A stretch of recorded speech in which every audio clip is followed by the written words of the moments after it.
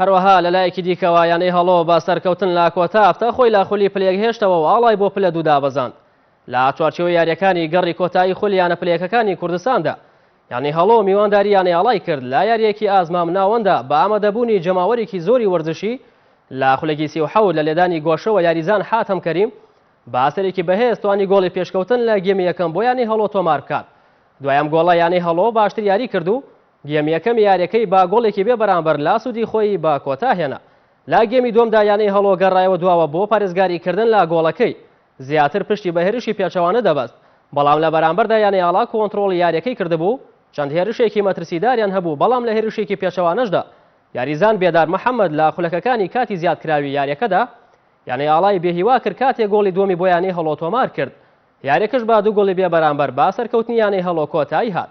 بەمانجامە یانەی هەڵۆ سێ خاڵی گرنگی بەدەست هێنا و لا خولیانە پلێکەکانی کوردستان دامایەوە و یانەی ئاڵاش بۆ خولی پلە دوو دابەزی.